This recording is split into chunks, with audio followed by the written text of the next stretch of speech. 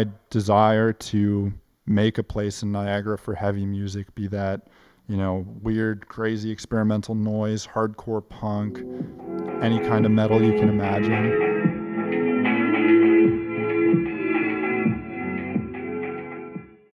All right. What's up, guys? How you doing? Hello. Good. Good yourself? I'm all right. I'm taking my phone. I actually fucking took some notes Hell yeah. on shit that I wanted to talk about with you guys. But start by introducing yourselves. Who are you guys? I'm Logan, the vocalist and guitarist of Shingen. I'm Austin, the bassist of Shingen, maybe backup Fox. Sick. Who else are you guys? Because, I feel like, outside of Shingen, you guys still exist and you still do shit. Yeah, we're also Mount Vile. I'm the accountant, Logan over here, organization. And yeah, I do guitar in a couple projects that haven't really gone anywhere, but yeah. I also have an ambient project called Polville, which will be playing at the Routine Exploits July 8th Cross-Pollination Fest. And stay tuned for a split Polville and 12-spot release coming out on Stem Tracks. Oh, shit. All right. So on that note, I wanted to ask you guys about your origins, because how old are you? You both 19? Yeah. Babies. What are your origins? Like, how did you find Routine Exploits? How did you first get involved with us? And frankly, how long have you been playing music? Well, I started playing guitar just before high school. I really liked Nirvana, and I wanted to just do everything so I could be in a band. Grade 12 came around. I was in a shitty alt-rock band called Chimera, so the legend goes. And Brody Smith, wonderful man, reached out and said, "Hey, Logan, I heard you have a band. We got a show in 6 days. Do you want to play?" And we were not ready at all. In fact, our drummer, who is the current drummer of Shingen, was out of town, so we needed to find a fill-in, which was Austin. So Austin hopped on bass, and our bass player hopped on drums. We played our first show, and then everyone sailed into the sun and went to university. And now we're back, baby. I'm back, baby. Yeah, so my personal origins, I've been playing guitar since I was like 7, I want to say. Brody Smith, first guitar teacher, I believe. Don't want to like say it if it's not, but whatever. But yeah, also all the guys in Fast Times, they all taught me guitar, drums, bass, whatever. So I kind of stayed tight with them. And of course, Brody knew Routine Exploits. Chimera hooked me up. So yeah, we've just been doing this since. That's sick. I was saying before, I actually even met Brody before anybody else in Routine Exploits back when I was in university, which is crazy because I had no idea back then that I'd even be relocating to St. Catharines. Just wild. And now I'm here, and it's like, I think we're quickly realizing that Brody's pulling all the strings. Yeah. Be a local legend. He orchestrated everything. I want to say he's the reason Shingen started, like on some level through the butterfly effect, through all of that happening. But yeah, he's behind it all. That's wild. I don't even know, like I knew that when you guys first played with Routine Exploits that it was with Chimera. I had no idea it was like alt-rock. I thought it was also some pretty heavy shit. Yeah, we had one heavy song. It was in Drop D, and that was like the first time we went heavy in that band. But yeah, I mean, we didn't really have the energy for it. It was just something we were doing for fun. And then when I came back to Niagara, I was very isolated from being involved in music projects. I was up in Ottawa, didn't really know any musicians, so I was writing a lot of songs just alone in Logic in my computer, coming up with some like really grimy, doomy shit. So I brought that back to Austin and Daniel, and I was like, "You guys want to work on something this summer?" And Shingen was born, and here we are. We just thought we would be like recording a few things just for like shits and giggles, but we got 2 shows lined up. One June 24th in St. Catharines, and then we're playing Toronto on July 7th. I saw that. That's sick. Bar Orwell, eh? That's like a I feel like Bar Orwell is kind of stepping up as a venue because so many places kind of fell off the map or didn't survive the pandemic. And like, got to shout them out. I haven't even been to a show there. And like, I lived in Toronto my whole life and I was active there in the music scene. And Yeah. that's dope. That's dope that you guys are getting out there too. Yeah, I'm really happy that we're opening for Ethereal Tomb as well, and Astral Tomb, of course. But yeah, it's dope. It's dope. Sick. So tell me about Mount Vile and kind of why you wanted to get into not only playing but booking as well. I always wanted to be as involved as possible in local music the whole time I was in high school, and it's really hard to get yourself out there in high school because you are kind of in like that social bubble. But now since I came back from university, it's just kind of been like opportunity after opportunity falling into place. So through my desire to make a place in Niagara for heavy music, be that weird, crazy experimental noise, hardcore punk, any kind of metal you can imagine, Mount Vile was born largely in part due to the assistance of the lovely people at Routine Exploits, due to your assistance, due to Liam's assistance. It's been very great to have all the support I have behind me in going forward with this. But yeah, I mean, I've always wanted to book shows and just help promote local music, and I'm glad I have the opportunity to make a space for it in St. Catharines. And it is a lot of work, but I'm just doing this for fun, and I'm doing it because it's my passion. You guys ever like think about what it is that pulls you into heavier music and like metal and all that shit? For me personally, I think it's just a great canvas for just expressing almost any emotion you can imagine in the harshest way possible. I mean, a lot of heavier music is about negative or aggressive emotions, but I think it's such an extreme form of art, and it can be pushing the envelope and so far that you can just express almost anything freely. And even if it's like, a band where we're screaming in Shingen, but we're unleashing a lot of lyrics about things like I've written, about some pretty like intense emotions and some issues we really care about that otherwise we might not have the chance to bring up in normal conversation with people. So I think that's what drew me to it, is just the ability to use it as a canvas to spread a message about something you care about. For me personally, I've liked metal since like, I don't know, before high school, since I was a kid.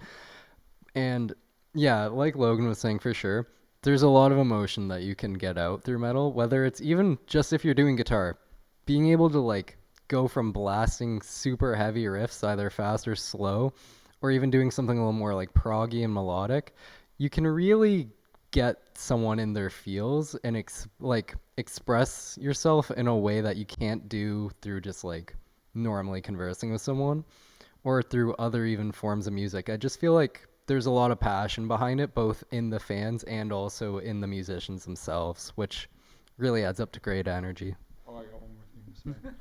I also have so much respect for hardcore music, just in the message they promote and also the energy they bring. I mean, like hardcore is kind of having a moment right now. There's a lot of new hardcore bands popping up, and I mean, look at Turnstile, for example. They like made it. They're playing arenas, but I have a lot of respect for a lot of the ethics and the messages in hardcore music. And we're not a hardcore band, but I think it's just a great example of how heavy music can kind of push the envelope. I love that. Like just having a space where all these different kinds of, artistic approaches can kind of share like common ground. Yeah, that's so sweet. Totally, yeah. So wholesome, guys. Thank you. So I know, Logan, you designed the poster for Shingen's show with Mount Vile on June 24th. Can you describe or explain rather the genre that you guys gave yourself, like on the poster? Oh yeah. So I mean, I labeled us as Pelham, Ontario, misanthropic sludge doom, and I don't know. I mean, we're a pretty fucking grimy band, and I don't want to say we hate humans, like we're fully misanthropic and we hate humanity, but I don't know. A lot of the shit I'm writing about and behind the screams I'm saying in our songs are man-made issues, and I think I do deep down have a lot of aggressive emotions towards a lot of the man-made issues in this world. One of the biggest things that we've kind of focused on with our upcoming release, which is dropping tomorrow, Blight, our live EP, is environmental issues. So we want to kind of use our platform to talk about environmental degradation, and yeah, we're really focused on it. In my personal opinion, it's like the greatest existential threat to humanity. I'm sure a lot of people could agree. I mean, look outside. There's smog in the air. There's wildfires that are burning right now, and it's kind of an unprecedented, intense wildfire season right now in Ontario, and the summer is only beginning. I think that's a perfect example of what we're kind of trying to touch on. I love that. Just like recognizing the medium that you're using, but also the message, they kind of work in tandem. Totally. Yeah. Yeah. That's sick. So like, I guess, what do you want listeners to take away from your music? I feel like I want people to have a good time. I want people to have fun. I want people to headbang. I want people to mosh if they feel like it. We play at slow tempos though, so I don't know if that's possible, if you can mosh at 50 BPM. Dude, but it's fucking possible. I want people to have a good time, and I want to make people think. And I think a lot of artists could kind of touch on that. There have been many artists in the past who have touched on philosophical or political or radical ideas. But yeah, I want people to have a good fucking time. I want people to wear earplugs, keep your hearing intact, and I just want people to think about important issues. And I know that's so broad, but yeah, that's the kind of things we want to touch on, relevant issues, and just using the platform we have to spread awareness about the issue of the day or whatever's pressing at the time. Yeah, with me personally, I just want people to come out to the shows, have fun. Of course, that after concert feeling of like, wow, maybe life isn't so shitty because like I got to be surrounded with a bunch of people who are all cool as shit doing like cool as fuck things to metal, which is always nice. And also just like, yeah, of course, getting the message. I want our fans to just be thinking a little more, which is nice. It's always nice to be thought-provoking. And also, like, broadly with Mount Vile, I could say some of the same things. I want to have a space for this kind of art in Niagara, but at the same time, I want the community around it to be welcoming, and I want, people to know that there are like-minded people. I want people to come to our shows and maybe meet other musicians, and they can go jam and form their own bands, because I've met some fucking fantastic people through the music scene. I've met you guys through the music scene here. And even just this year since I've come back, I've met so many great people. The guys from Chubb, the guys from Over It. I jammed with Over It. It's fantastic. It's just, I think live music is a great fucking way to connect with like-minded people and find a community to immerse yourself in. I love that. Like, I've got almost 10 years on you guys. And when I moved to St. Catharines, I was just convinced, like, man, I'm not going to find people who play the kind of music that I've been playing for the past few years. And then we hosted Buddy System with Routine Exploits. And Austin walks in and I'm like, yo, who's this kid with the 7-string and the freaking HX rig? And I'm like, holy shit. I got so stoked. Yeah, no, St. Catharines, like, metal scene has been lacking, in my opinion, for the past little while. But it's definitely, like, coming to the forefront now, which is great to see. But I totally get that. That's been the vibe in St. Catharines for like a lot of metal guys of just like, I don't know where the other metal guys are. And that sucks. Yeah. Well, hopefully soon enough, we're all going to know where we are. Definitely. We're going to know where to find each other. We're all here. We all exist, I'm glad to see the revival. So do you guys have inspirations locally, like whether it's bands that are, kind of prominent now or bands who were prominent before?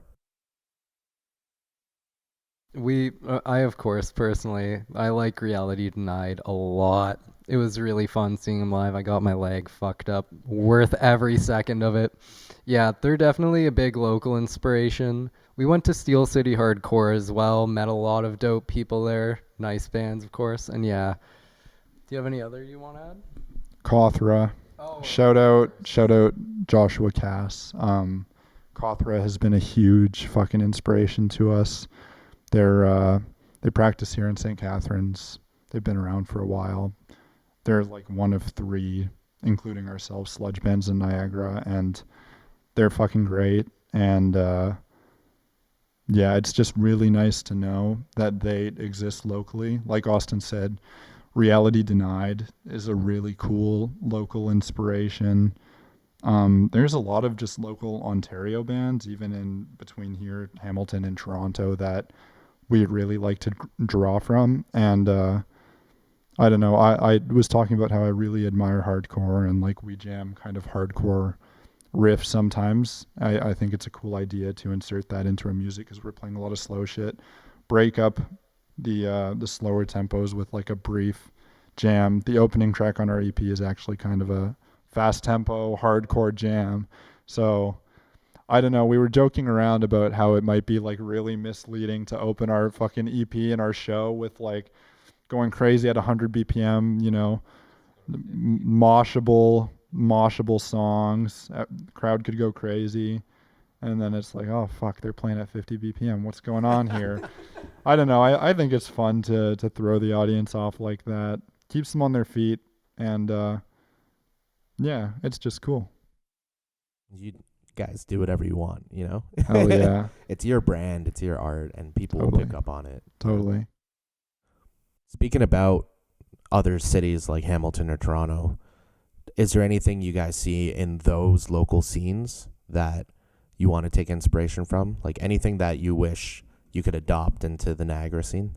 Totally. I would say, like with Mount Vile, I really, really admire what's going on with Steel City Hardcore right now. They have a really strong community behind all of the local hardcore bands. They bring out death metal bands. They are kind of encompassing a lot of heavy genres. And like the official Steel City Hardcore only formed, I think, less than a year ago. And it's just picked up so much traction. They're organizing events. Like we went to the Legion, and they're giving back to the community as well. They were doing a donation for a food drive, which is really fantastic. I think I take a lot of inspiration from that because, even before Steel City Hardcore, there was a heavy scene in Hamilton. They had the Casbah and Doors Pub, which do a lot of heavy shows. Here in Niagara, we don't have consistent spaces or consistent organizers for heavy shows. It's been very on and off, and Niagara does have a rich history of heavy bands. I mean, Alexis on Fire are kind of like the hometown heroes, but we also had in the early 2000s a very, very strong hardcore punk scene in Welland, Rose City Hardcore, and that's all gone now. So I'd like to see a bit of a revival in Niagara, and I feel if we're doing these shows and people come out, it can kind of show the community that there is a place for them if they want to create art like this. There's a space, and we're ready to foster it. Yeah. I was also just gonna add for like places in Toronto / Hamilton area that I think are personally like dope that we can get inspiration from in Niagara. I really enjoyed the vibes at the Kill Room because it's an indoor skate park that has like artists done graffiti on the walls. You have people skating around before the show starts, and then like everyone just in the skate bowl going ape shit when the band's playing. It's like That's great. That's great. Love to see it. I feel like I believe Cannabis played in indoor skate park's opening in St. Catharines. So hopefully something will happen with that. That would be dope. Yeah, shout out Inside Skate Park. They actually just did another show, and the whole Routine Exploits gang came out, and we Hell checked it yeah. out. So we're rooting for those guys too. Hell yeah. Hell yeah. Sick. Yeah, I think kind of the last thing, but it's a big thing that I want to talk to you guys about is kind of what it means to be young and getting involved in the music scene. Like, I don't know if you guys think about it as much as we do, but when we look at you guys, it's like shit, you know, what did we look like trying to get involved with this shit like 10 years ago? And when we see you guys, we see so much potential, and I don't know, it's great. It's great seeing young people get involved, and we just want to look for more ways to make people feel empowered and feel like they can kind of access these artistic spaces. So do you guys even think about your age when you're starting to do this stuff, or? Personally, I do sometimes because I'll see other bands and be like, damn, you can tell that they have more experience because they've been around longer. They've been doing their shit. And that's like, it's kind of intimidating, but then you go and meet those people and talk to them, and they're all like super friendly and welcoming. And it's great to see that there isn't a barrier because of age, but that like you can just look up to them and see that that's the road that I could go down, and that would be cool. Yeah, I think like considering my age, it's like all the people I've met coming back to Niagara and starting the Mount Violinging and stuff. There's no one really involved that's, you know, my age or Austin's age. And so I am really happy that I'm like started down this path right now where I am, because it is kind of something I've always wanted to do.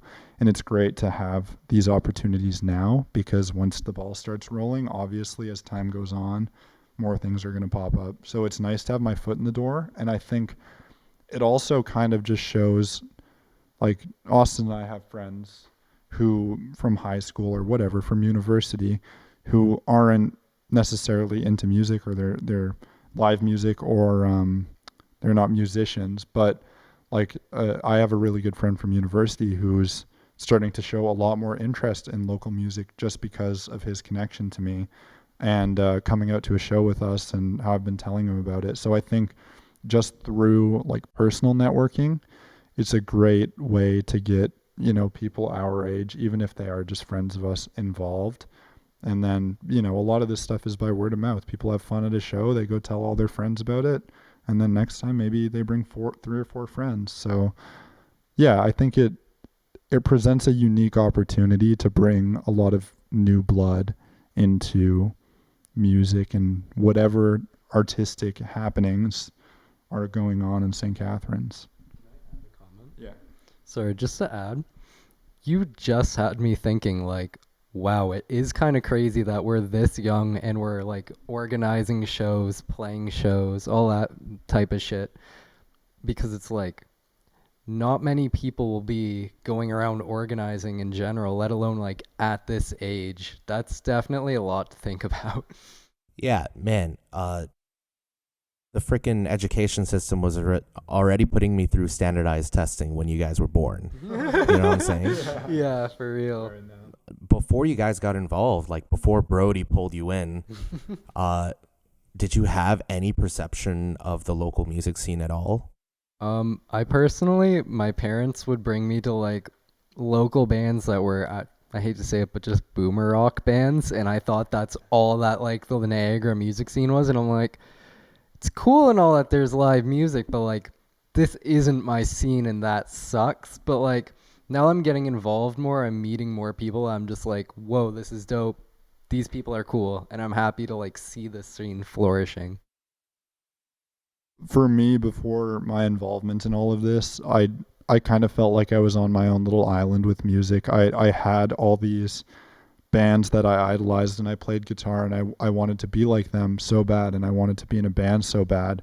But it's like when you don't have the connections and you're like 16 years old, it's pretty tough, and it sucks. And it's like how am I ever going to actualize any of this? It's like, yeah, in high school, like you have a friend whose mom bought him a bass for Christmas and he touched it 3 times and it's like, hey man, like you're begging him, you want to join a band? You think you could maybe do this? And, I went through that a few times in high school, and of course it never took off, but it was very isolating to like be a kid who was really into music and had all these ideas, and I fantasized about playing live and stuff. It was always my goal to play live, even a small show. And just to have all of that fall into place now, it's really nice. And I know my younger self would be really happy with where I am with all of this music stuff now. So what are things that we as organizers in the music scene can do to make the scene feel like it could be more accessible for young people? I would say if there are young musicians with solo projects or bands, bring them out, because they'll tell their friends, they'll tell their family. It'll be known in their social circles. And I think it's great that, we had the opportunity as Chimera to play Routine Exploits. It was like right before we graduated high school, which was really cool. It was kind of just like a surreal time in life. I was like, wow, I played an actual show. Been wanting to do that for years, and like now I'm graduating high school and going to university, and all of a sudden I was just like sucked into this vacuum of not knowing anyone, nothing going on in the Ottawa music scene that I could get involved in. So I think organizers should definitely try to tap into that demographic as much as they can. All ages shows are really important. For us as organizers, we're always going to try to have all ages shows, no questions about it, because I remember being a kid and getting so fucking bummed that I couldn't go to certain shows, and like just wanting to do everything in my power to try and go, but it would never work out. All ages shows are really important. And yeah, I think giving a platform for young artists is also really important, by any means. I was literally just gonna say all ages shows because like it sucks even when you're like 18 in university trying to see a show and it's like fuck it, it's 19 plus, you cannot go no matter what, and it's like really like yeah, all ages shows, giving platforms to people. It would even be cool if like, for example, Routine Exploits jams we had here, if we could find some way to get some younger artists out here, I feel like that would help them realize that the scene is a little more friendly than they think, and get them a little more involved even through like untraditional methods, and I think that would be cool. Yeah, I remember being in high school and being like, fuck man, these shows are 19 plus, I can't go to these shows. And I had people tell me like, oh, you'll get it when you're older. And like, yeah, I kind of get it, but I don't drink anymore. So fuck it, man, let's get the kids in there, Literally. You guys are all right. You're kind of chill. Get more of you guys out here. That was also a thing when we went to the Kill Room. Like, I was kind of shocked at it's always all ages at the Kill Room, and they don't have a bar or anything. It's a very unconventional venue. It's not, a registered venue or anything. It's an Ask a Punk kind of place. And so I was surprised at like the amount of young kids getting out, and I'm really happy for them that they're able to be involved at that age, because that's what I wanted to be doing when I was, starting out in high school, just starting to play music. It's really good for them to have that opportunity, and I hope similar things can fall into place in Niagara. Sick. Well, man, I think we all love that you guys are doing this, and we're all hoping to see you guys flourish, over the years. Hopefully there's a lot of longevity behind what you're doing. So, thanks for coming and chatting. But, last thing, just this is your forum. Anything you want to plug again, or anybody you want to shout out, this is your time. Shout out Daniel, our drummer. Couldn't make it tonight. Follow at Mount Vile on Instagram. Check out our shows, and our EP Blight is dropping tomorrow. Our live EP recorded with one mic in the room, totally raw and uncut, no overdubs. Yeah, that EP's grimy as shit. Also, of course, we have our June 24th show. Next month we're playing Toronto, which is like wild to me. So, yeah, also shout out at Shingen Yo, come on, 289. Yeah, man. for We real. talked about this. I can never say it. But yeah, at Shingen 289 on Instagram so that yeah, where to be. And if anyone wants to play some heavy fucking music in Niagara, get in touch with MattUU on Instagram. We'll get you on the bill. We want to help you, and we want to make a place for you in our community. That's fucking right. Shout out Brody Smith. Shout out fucking Brody Smith. We would not be doing any of this without you. I know you're watching. Love you, man. Thanks, guys. Thank you. Thank you.